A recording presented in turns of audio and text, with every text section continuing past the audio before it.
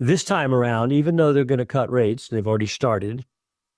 Once the stock market peaks, that's historically when you see the data points, the things like they like to talk about. What's unemployment look like? That's factory output. All those metrics that the Fed likes to look at will suddenly go dark.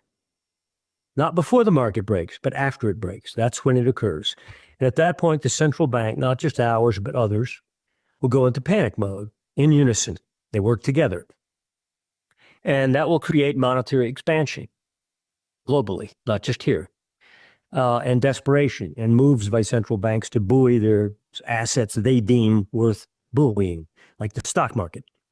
The beneficiary of that's going to be primarily the monetary metals. And that's the place to be, especially this coming year. And we've been waiting at MSA for the breakage of the stock market as a key factor in causing the monetary metals to go into the more berserk mode on the upside. Because once that blood starts to come out of that market, it goes somewhere else.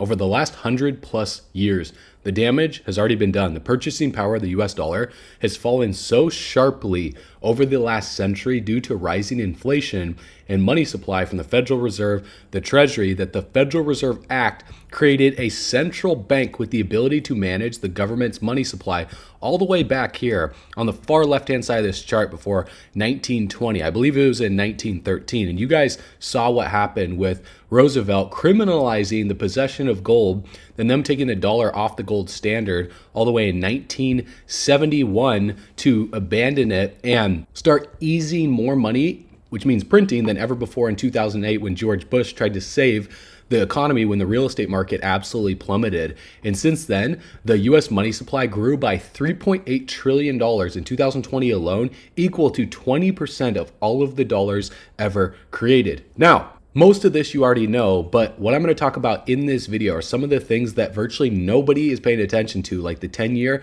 to 2-year Treasury yield curve inversion and what's happening. We're also talking about the effective federal funds rate. We're going to discuss the unemployment rate and what has happened every single time the unemployment rate has spiked. We're also going to bring up the Dow Jones Industrial Average compared to the past, gold to the US dollar, and what's happening right now, and how much time you have left to make money during this bull run. And also what we're going to discuss is what's happening in the crypto market and what effect this will have on cryptocurrencies like Bitcoin, Ethereum, XRP, Solana, Dogecoin. We have Sui, we have Chainlink, Shiba Inu, XLM, HBAR, the entire altcoin market. We have to bring up the Bitcoin to the US dollar price chart. We also have to talk about some extremely bullish news that is happening right now for Ripple and XRP that you do not want to miss. So this video is going to be absolutely jam-packed with value. If you guys are feeling blessed, if you guys are feeling bullish for 2025, comment 777. And as always, if you're going to become the first millionaire in your family tree, confirm it right now by tapping the subscribe button. Let's run it.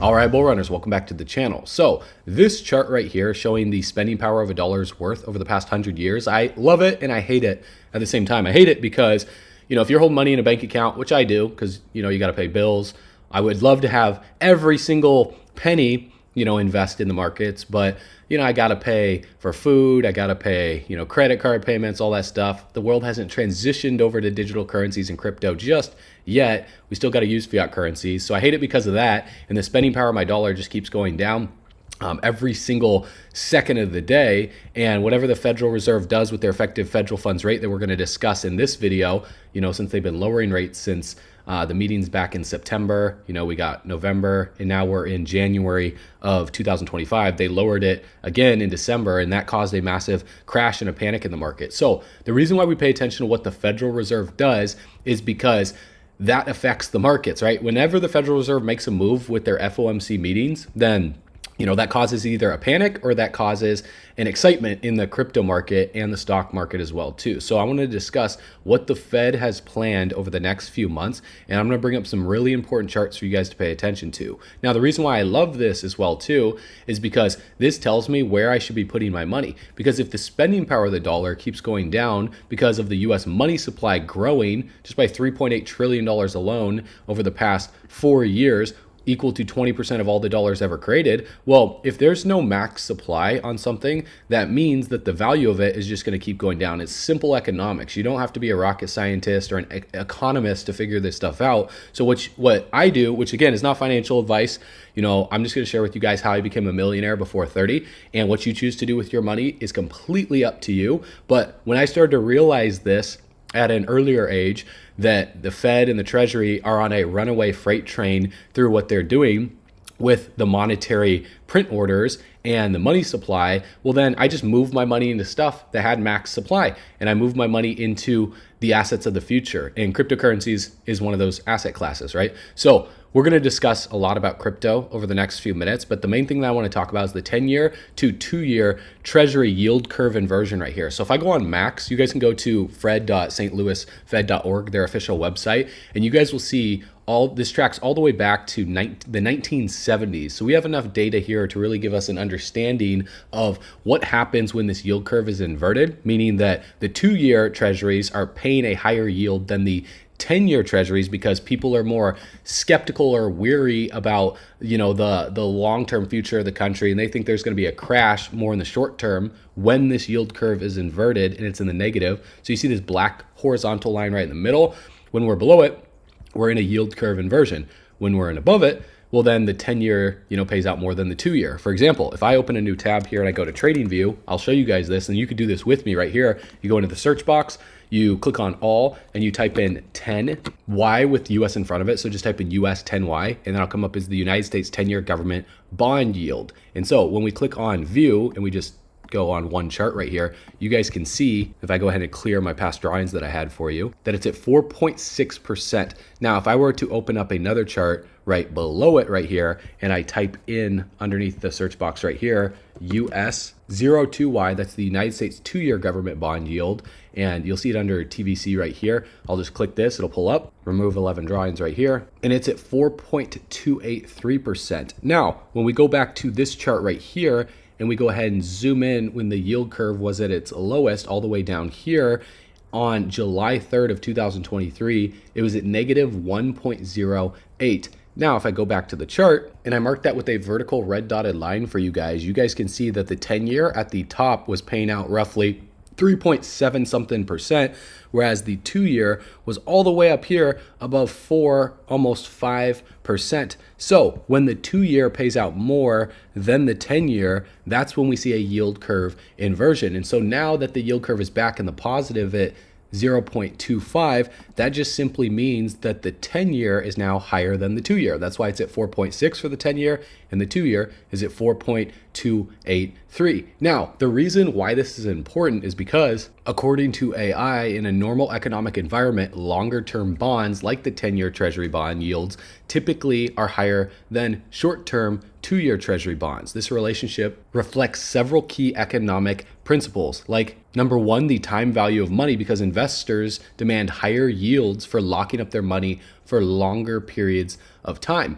So if you're going to lock your money in a 10-year bond yield, you would want to get paid more than locking up in a 2-year yield. It only makes sense because you're just constrained more by having your money tucked away for longer, right? Because over those 10 years, you have the inflation risk that would erode the purchasing power of those bond returns. There's the interest rate risk, right? If interest rates rise, the value of long-term bonds will fall. And with the Federal Reserve announcing when they were more hawkish, during this time period right here from March of 2022 all the way until July of 2023, when the effective federal funds rate peaked out at 5.33% right here. That is in the exact same month in July of 2023 that we saw the yield curve at the most inverted point that it has been in a long period of time. And since then, it's been up from there. Because with the Fed pivoting from being hawkish to holding the line, they just kept rates steady for such a long period of time, for a whole year. Now that they're dropping rates, now we're starting to see the yield curve go back into the positive territory. So if I go back to Max right here, we've seen this happen before, although we've been the most inverted,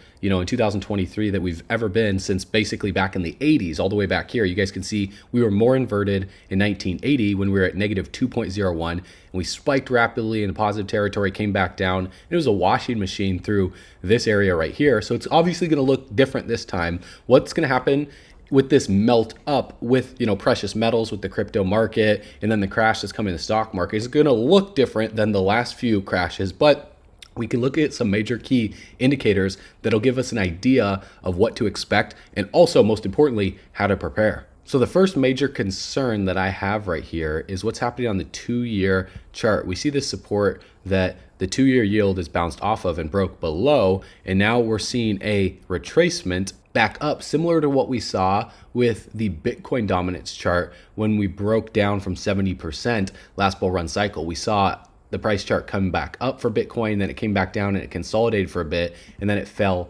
off of a shelf. Now, when we look at the 10-year to the 2-year chart, we can see that the 2-year broke below this ascending support right here, and we're seeing a little bit of a bounce for it right now in a consolidation, whereas the 10-year is looking a little bit better, and it's also breaking above this descending resistance right now at the top of the screen from the end of October. If I were to just draw this descending resistance right here, we're currently above it at 4.6%, whereas the 2-year is coming back up within this zone of resistance that was support back here in January of 2024. That is an area of concern. Now, looking at this chart, another thing that we need to look at to keep this simple for you guys is when we went from being in a yield curve inversion where the 2-year was higher than the 10-year and we went into the positive territory, it took a period of time until this big gray box came in. This is basically, the government signaling that we are in a recession. And this happened by December of 2007. So let's go back to the chart right here and let's see what happened during that time frame. From when we went into the positive territory for the 10-year to the 2-year back in June of 2007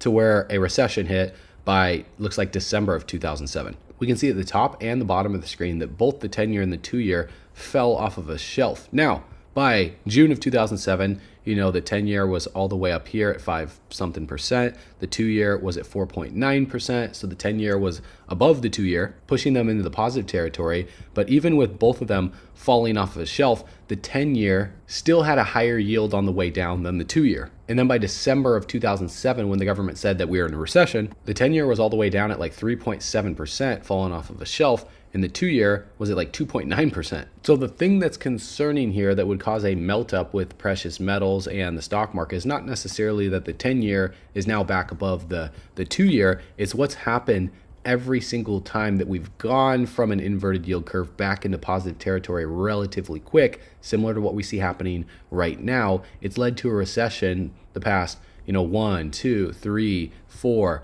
5, 6 times since 1980.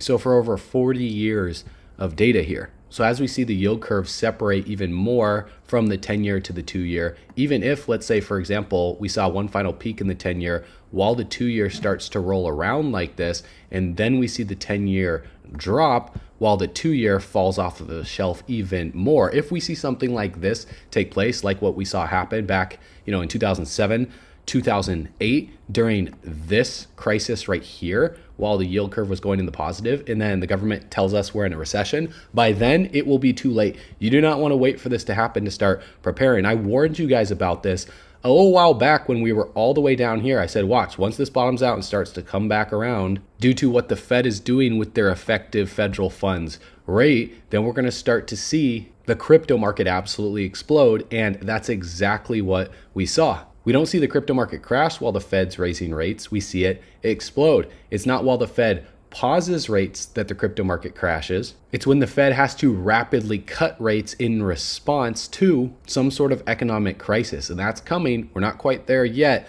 but watch, it will happen. And then I'll be making videos telling you guys about how we were prepared for this. And those of you that were prepared with us, you'll be ready. Another thing that we're watching is the unemployment rate. Look at the last few times the unemployment rate went from historic record low numbers. Joe Biden was bragging about how we have record low unemployment. It's the best thing ever. But they're stonewalling Trump. They're getting ready to crash the economy while Trump is in an office. And people think that he'll be able to save it, but they've been preparing for this. Look at the last few times going all the way back to the 1940s. How many times we went into a recession when the unemployment rate spiked as well too?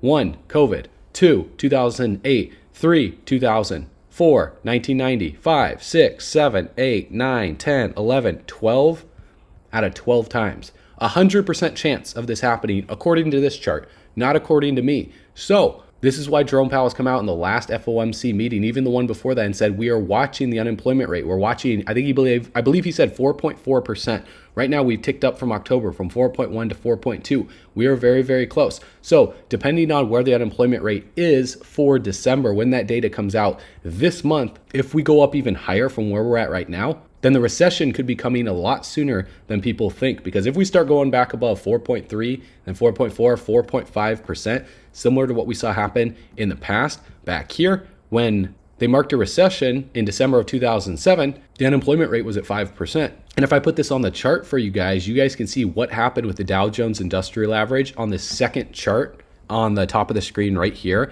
We broke this ascending support that we bounced off of from July of 2006, March of 2007, right here, bounce off at one final time for August, actually another time in September, another time in October, and then we broke it as support. We came back up to back test it right here in December of 2007 when they marked a recession, and by then it was just down from there. We did not make higher highs. We made lower lows and lower highs all the way to the bottom of that bear market. So be prepared for this. Look at the top of the screen right here. We're seeing an intersection with this ascending support. Now, if we bounce, I'll give you guys my expectation here. And the reason why I think we still have higher to go for the crypto market and one final bounce for the stock market for a potentially higher high or an equal high to what we saw happen at the beginning of December. We're at this ascending support right now. And if we see a bounce to a higher high, we want to watch and wait for this ascending support to break and a potential back test and then a meltdown sometime in 2025. But first, this would cause a melt up.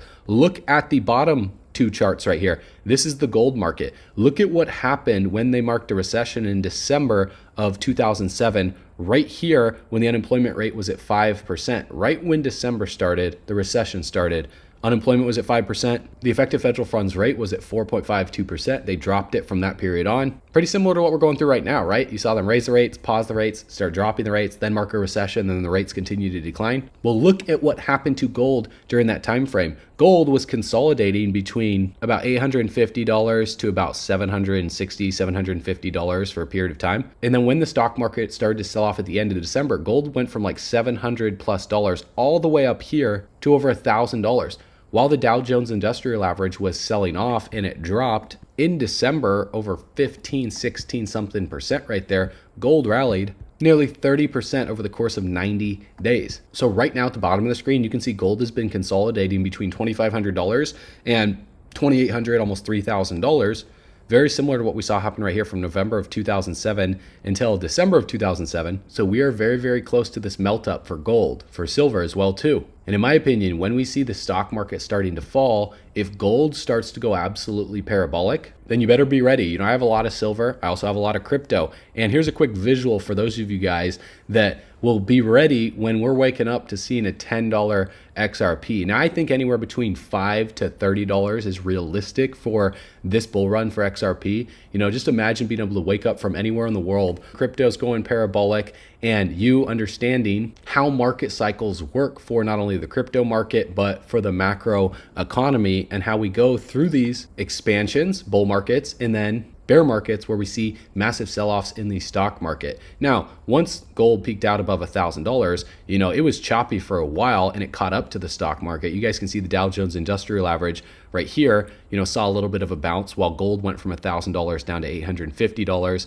And then while the Dow Jones Industrial Average, saw this sell-off after September of 2008 to 2009, gold just pretty much went sideways between $1,000 to $680 selling off. So there was a melt up before there was a melt down. Gold still gets hit during a macroeconomic crisis or a stock market collapse. So in my opinion, this would lead gold to go from roughly $2,600 to like $3,000 to $5,000, and then pretty much just go sideways while the stock market is finding a bottom. That's what I would be expecting. And I would expect there to be a melt up in the crypto market as well too. And for Bitcoin to go well above $100,000, anywhere between $150,000 to $200,000. I would expect to be the peak for Bitcoin. And then XRP would be affected drastically by that as well too. Now, where are we right now in this market cycle, and what can we see happening on the daily chart compared to key indicators based on the past. So if I look on the right hand side of the screen, what happened during the ETF approval news right here, we saw Bitcoin peak out at like 49, almost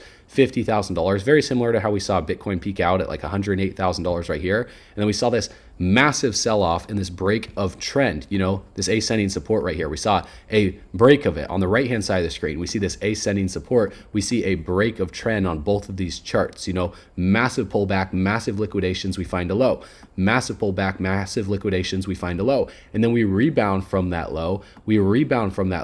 And then let's look at what happened on the MACD, the relative strength index, and the stochastic RSI, and see if we can see some confluence here. So with that sell-off from $49,000 down to $38,000 for Bitcoin, we saw that the MACD was in a downtrend right here. We see multiple bearish crosses, one bearish cross right here in December of 2023, another bearish cross right here. And this was giving the MACD enough time to reset below zero before we saw a bullish cross all the way down here at the tail end of January while the price was bouncing. And then we see this little consolidation period right here before the next major move to the upside to break the high of the 11th of January. And so on the left-hand side of the screen, look at what we're seeing right here. We saw a bearish cross back here on the 25th of November. We also saw an attempted bullish cross. Inevitably, it got rejected right here on the 18th of December. And now the MACD has been given a lot of time to reset at zero or below zero. Now, we don't have to come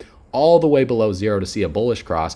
We could, and it looks like we're seeing it happen right now as I make this video, an attempted bullish cross at the zero line right here, where the histogram is flipped from bearish to bullish while the price is recovering. So there's a few things that could happen in this scenario. We could see the price go sideways. We could see it come down, form a little, bull flag, some type of consolidation, and then a continuation of the current uptrend since the 30th of December to break out, similar to what we saw happen back here after February of 2024. And then Bitcoin broke out rapidly, and then we saw a little consolidation right here, then just continue the uptrend all the way upwards of $70,000+. We could see that happen. Now we need to look at some other key indicators to see if that's likely. Let's look at the relative strength index right here. Let's thicken this purple line, the RSI line right here, so you guys can see what I'm looking at on the middle of the screen right now. The RSI is at 54. We've been in a downtrend since the RSI peaked out upwards of 80 all the way over here when Bitcoin's price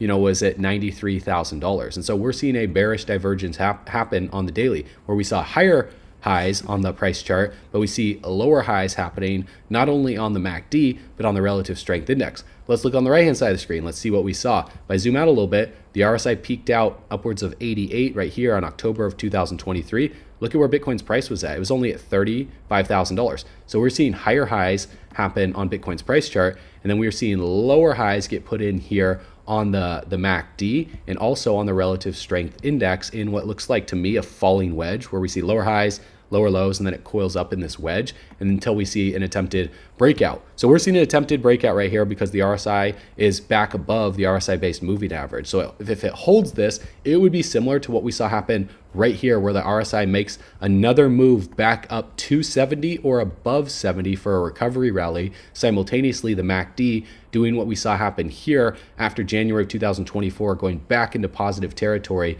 and then the price breaking out simultaneously. So I see some similarities here between the MACD and the RSI. That is a very, very good sign, in my opinion, that we're going to go higher. Now, the stochastic RSI, we are in overbought territory for both the K line and the D line, but this is not a bad thing. The K line at 100, the D line at 88. We saw this happen on the recovery rally as well, too. And even with that recovery, we saw a bearish cross happen all the way up here. It didn't confirm the bearish cross because we stayed above 80 until it confirmed it by like the end of February of 2024. So we stayed above 80 for an extended period of time. So what this would look like for the stochastic RSI is the D line and the K line staying above 80 for an extended period of time while the RSI makes a recovery, the MACD forms a bullish cross, and the price, even if it consolidates and we form some type of, bull flag before continuing to the upside, then we could even see a bearish cross happen on the stochastic RSI and be just fine consolidating within this range between like $100,000 to $95,000. It's cool if we just cool off within this range right here, because we did that between the end of January to the first week of February. So within the next 1 to 2 weeks, what I would want to see happen for Bitcoin, even if it consolidates and goes sideways or down a little bit, I would eventually want to see it break to the upside and start passing above 100,000, 101, 103. Again, while the RSI recovers, while we confirm a bullish cross on the MACD, where the MACD line goes above the signal line and also stays above zero, and then the stochastic RSI can do whatever it wants to do above 80. I don't care. As you can see on the bottom of the screen, we saw a bearish cross, bullish cross, bearish cross, bullish cross above 80. As long as it stays above 80, that's a very, very good sign. And then if we look at the XRP to the US dollar price chart, and what this would look like is just a consolidation either sideways or some type of bull flag where XRP does something like this before the next move up, potentially another bull flag, and then breaking out with Bitcoin, because we can see an attempted recovery on the relative strength index sitting at 59. The RSI popped above the RSI based moving average in yellow. And so we could see the RSI do something like this before making the next attempted break upwards of 70. We're seeing a bearish cross forming right now above 80 on the stochastic RSI, which, like I said, for Bitcoin is not that big of a deal, because look what happened right here, guys, from November of 2024.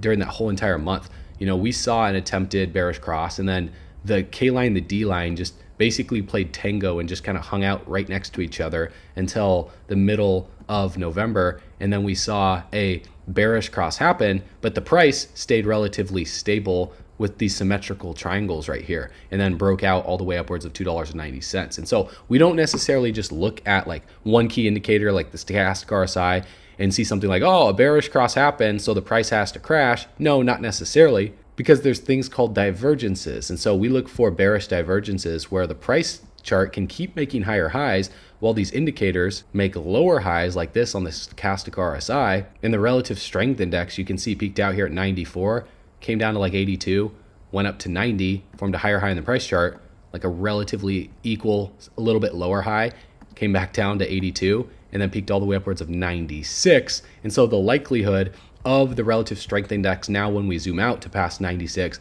very, very slim to none. What I would expect to happen for XRP is on the next major move upwards of $3 to $4 to $5 for XRP, and then the consolidation and sell off to happen for XRP, I would expect the RSI to peak out upwards of like 80 to 85 and then do something like this, and then a final blow off top before we enter into the bear market, forming higher highs on the price chart, lower highs on the relative strength index. And then the stochastic RSI will probably stay above 80 as long as Bitcoin keeps breaking out until we see the next major sell-off in the market after the next leg up, because XRP has been consolidating since the beginning of December. It's been about a month. We could consolidate for a little bit longer before breaking out. And remember, when these breakouts happen, they happen rapidly. When these consolidations take place, they piss everybody off and they take a long period of time. So we're going through a month-long consolidation. I would expect this to last as long as maybe 3 months, but I don't see it lasting longer than another week or two, just simply because Gary Gensler is stepping down on the 20th. Trump is getting inaugurated. Ripple already launched their stablecoin, and RLUSD's volume has skyrocketed to $600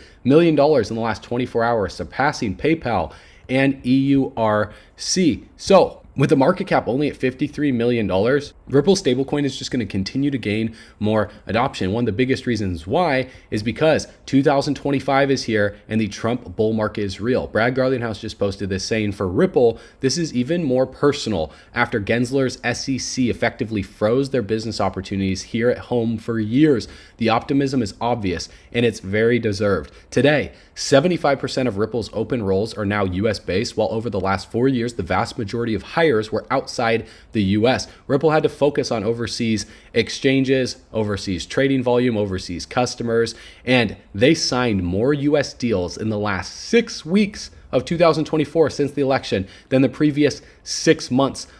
People in the United States, guys, banks in the United States are hungry to do business with Ripple. Team Trump is already jumpstarting innovation and job growth in the US with Scott Bessent, David Sachs, and Paul Atkins and others at the helm, and they aren't even in office yet.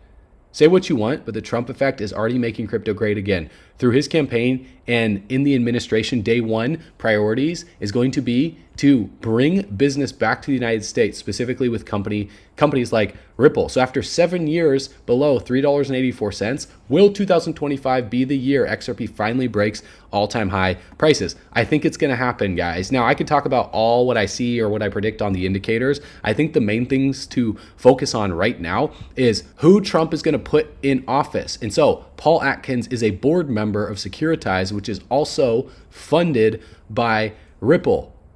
January 20th is just 2 weeks away. And the sale of XRP on exchanges is not a security, which means the sales of all cryptocurrencies on exchanges are not securities. And the SEC and Gary Gensler have no jurisdiction over them. This is a watershed moment that makes these dinosaur regulators like the SEC go bye-bye. So when Paul Atkins is put in office, what do you guys think he's going to do? Do you think he's just going to completely dismiss the case? No matter what, there is 100% chance, and I'm not even exaggerating here, there is 100% chance of the lawsuit being done. It has to be. It's going to be over.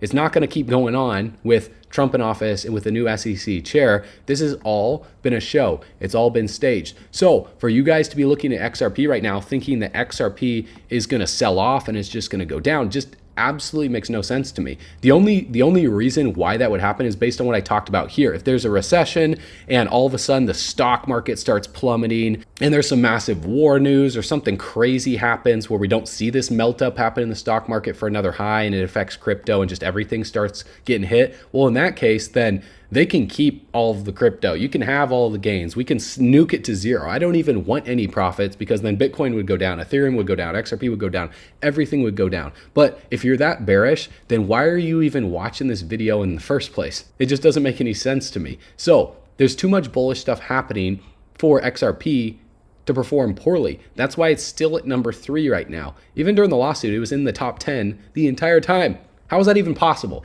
If a lot of people thought that XRP was going to go away and the SEC was going to win, it wouldn't have stayed in the top 10. They would have sold and dumped XRP. A lot of people did sell XRP, but for those that held and for those that bought more, I salute you guys. And also, there's going to be tons of other opportunities over the next 1 to 2 months as the crypto market starts to explode with Bitcoin. For example, our research team posted GOAT on the 13th of October of 2024 when it was right at a penny, and since then it rallied to over $1 and is currently still up over 5,000%. That's like turning $1,000 into over $50,000. Our team called Pendle at only a $16 million market cap or 16 cents back on February 18th of 2023, all the way back here, and since then it's rallied up over 4,000%. That's a 40x. It's like turning $1,000 into over $40,000. Our team also called BitTensor Tau September 15th, 2022, before the token was ever even launched. And since then, Tau has rallied over 2,000%. That's a 20x. Our team even said Solana is most likely to be one of the easiest trades next year, and this was posted December 29th, 2022, on the day that Solana bottomed out at around $8. And since then, Solana looks like it's up over 2,500%. That's a 25x. It's like turning $1,000